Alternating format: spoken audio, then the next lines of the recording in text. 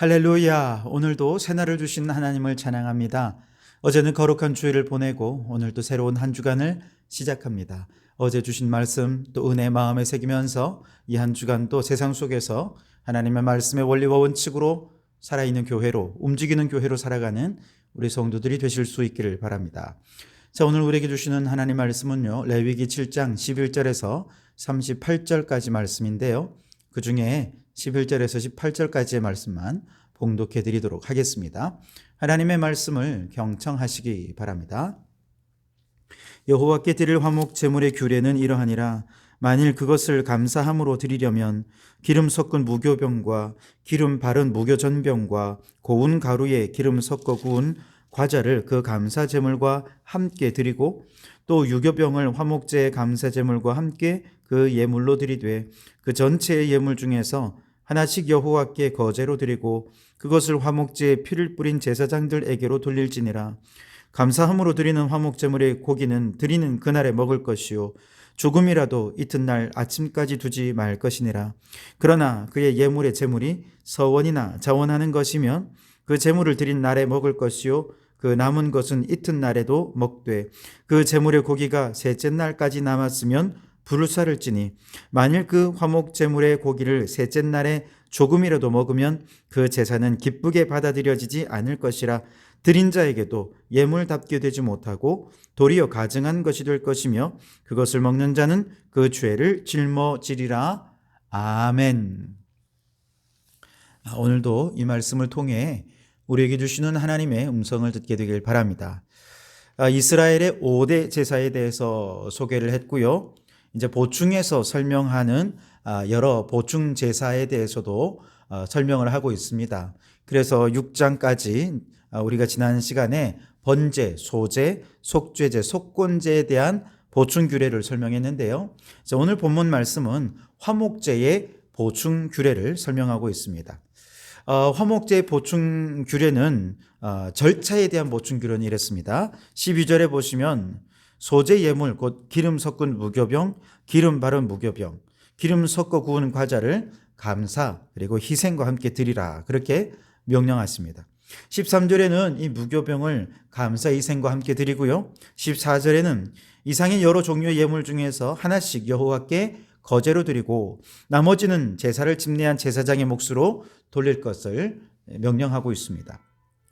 또한 15절에서는요, 화목제를 감사의 의미로 드릴 경우에 공동식사에 대한 규례에 대한 보충 설명을 하고 있는데 15절에는 희생의 고기는 드리는 그날에 먹는 것이 원칙이고 조금이라도 다음 날까지 남겨두어서는 안 된다라고 말씀합니다.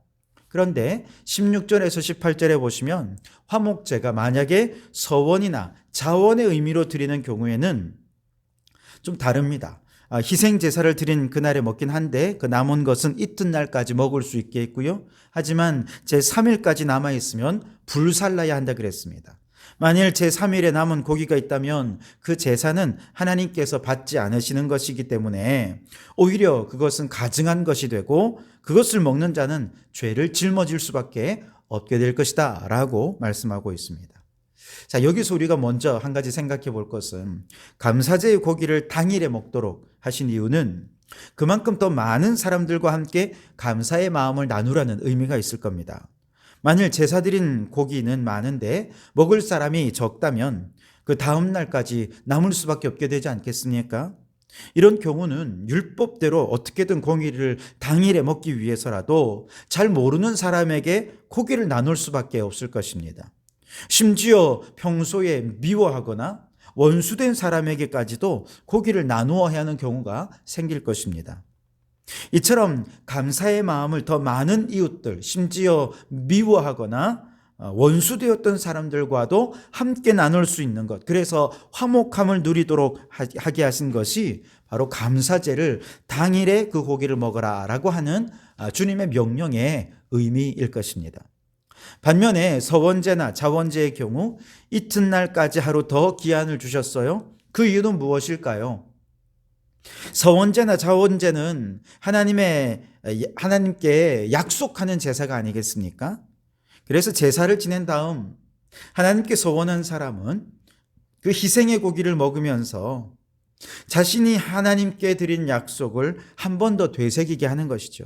그래서 이튿날까지도 희생의 고기를 먹으면서 서원한 내용을 되새기고 또 되새겨서 그 약속을 반드시 지켜야 한다라고 하는 것을 강조하는 의미인 것이죠. 왜냐하면 우리 하나님께는요, 한 번 약속한 것은 어떤 일이 있더라도 반드시 지켜야 하기 때문에 그렇습니다. 만일 약속해놓고 지키지 않는다면 그것은 하나님을 멸시하는 것이죠. 하나님을 무시하는 죄를 범하게 되고, 우리가 하나님을 멸시하면 하나님은 우리를 경멸히 여기실 것이다, 그렇게 말씀하지 않으셨습니까? 사람들과 약속하는 것도 쉽게 약속해서도 안 되고, 일단 약속한 것은 반드시 지켜야 하죠. 만일 약속이 지켜지지 않으면 그를 더 이상 신뢰할 수 없게 될 것이고, 심지어 의도적으로 약속을 깨뜨린다면 이건 사기꾼이 될 수도 있는 거죠. 하물며 하나님과의 약속도 쉽게 해서도 안 되겠지만, 일단 하나님께 약속했다면 그건 반드시 지켜야 하는 것입니다. 무엇보다 우리가 처음 예수님을 믿었을 때, 주님, 나는 어떤 상황에서도 주님을 떠나지 않겠습니다. 주님을 배반하지 않겠습니다. 여러분, 믿음의 소원을 하지 않으셨습니까? 반드시 지키실 수 있기를 바랍니다. 어떤 분들은요, 아니, 때로 많은 분들이 하나님, 나는 이제 내 뜻과 내 힘대로 살지 않고 오직 주의 말씀대로 주님의 뜻대로 살겠습니다, 하나님께 서원하며 기도하십니다. 심지어 어떤 분들은 이 죄인을 살려주신 은혜에 감사하며 나의 모든 삶을 주님께 바치겠다라고 서원한 헌신의 소원도 있을 것입니다. 그런데 여러분은 과연 서원한 대로 살고 계십니까? 어쩌면 서원한 줄도 모르고 까맣게 잊어버리셨을 수도 있고요. 혹은 인생에 닥쳐온 시련이나 세상의 수많은 유혹과 상황의 변화에 따라서 서원을 잊어버리고 혹은 외면한 채 지내고 있을 수도 있을 겁니다. 시편 15편 4절에 보면 그의 눈은 망령된 자를 멸시하며 여호와를 두려워하는 자들을 존대하며 그의 마음에 서원한 것은 해로울지라도 변하지 아니하며 라고 말씀하고 있습니다. 마음에 서원한 것은 해로울지라도 변치 말고 지키라 라고 하는 말씀이죠. 그러니 여러분, 아무리 상황이 힘들고 어렵다 하더라도 하나님께 드린 서원은 반드시 지키시기 바랍니다. 하나님께서는 약속을 지키기 위해 행한 그 모든 희생과 헌신을 반드시 갚아 주실 줄 믿습니다. 자, 19절 말씀에 보면 희생고기가 부정한 물건에 접촉되면 그거 불사르고 깨끗한 자만 고기를 먹어라, 그렇게 말씀하십니다. 20절에는 몸이 부정한 자가 화목제 희생의 고기를 먹으면 그는 자기 백성 중에서 끊어질 것이고, 21절에는 부정한 것, 곧 사람의 부정한 짐승, 부정하고 가증한 아무 물건이든지 만지고 그 고기를 먹어도 자기 백성 중에서 끊어지게 될 것이다 라고 경고하고 있습니다. 그런데 여러분, 오늘날에도 이 규례가 동일하게 적용되는 경우가 있습니다. 바로 성찬 예식에 참여하는 경우죠. 성찬식은 죄로 인해 갈라진 하나님과 사람과의 관계를 회복시키기 위해 스스로 화목제물이 되신 예수님의 살과 피를 먹고 하나님과 우리가 이제 하나 되는 그런 예식이 아닙니까? 그렇기 때문에 성찬식에 참여한 성도가 먹고 마시는 것은 단순한 떡이나 포도주가 아니에요. 거룩하신 하나님, 그분의 희생 제물을 우리가 먹는 것입니다. 그래서 죄로 더러워진 사람은 이 거룩한 하나님의 희생 제물인 주님의 살과 피를 먹을 수가 없는 것입니다. 고린도전서 11장 27절 말씀에 성찬을 제정하는 말씀에 보면, 그러므로 누구든지 주의 떡이나 잔을 합당하지 않게 먹고 마시는 자는 주의 몸과 피에 대하여 죄를 지는 것이다, 그렇게 말씀하고 있죠. 여러분, 우리는 성찬 예식에 참여하기에 앞서서 먼저 우리 자신이 하나님 앞에 부정한가 그렇지 않은가를 살펴보아야 합니다. 그리고 자신을 위해 희생 제물이 되신 그리스도에 대한 진실한 믿음과 감사의 마음을 지니고 있는지 내면 깊은 곳의 믿음을 성찰해 보아야 합니다. 만일 죄가 있다면 회개를 통해 죄를 씻고 마음의 온전한 믿음과 감사함으로 주님의 살과 피를 먹을 때 비로소 주님과 우리와의 관계가 회복되고 하나 되는 축복을 누릴 수 있게 될 것입니다. 그래서 분별 없이 거룩한 예식을 훼손해서 죄를 먹고 마시는 어리석은 자가 되지 마시고 성찬이 주는 크고 놀라운 은혜와 축복과 신비를 받아 누리는 성도들이 되실 수 있기를 바랍니다.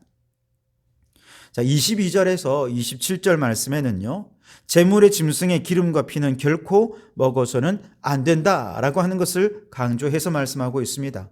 왜냐하면 기름과 피는 하나님의 것이기 때문이다라고 앞서 말씀을 드렸죠.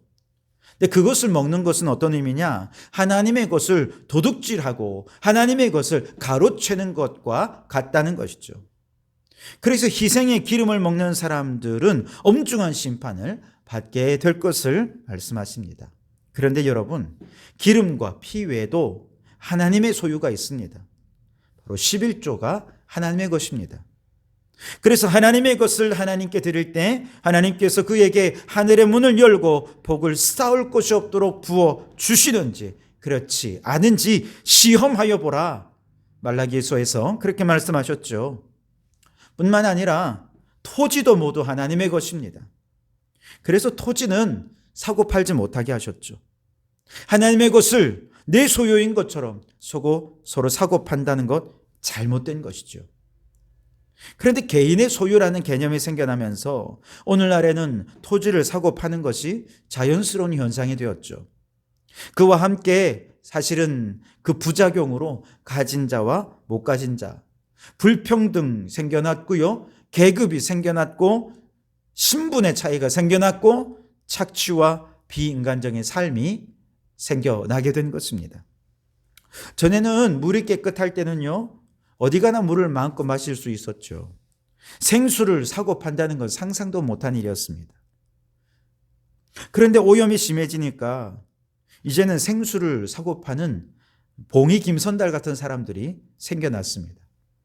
전에는 대기가 깨끗할 때는 공기를 사고 파는 거 상상도 못한 일이었죠. 하나님이 주신 자연은 모두의 것이었습니다.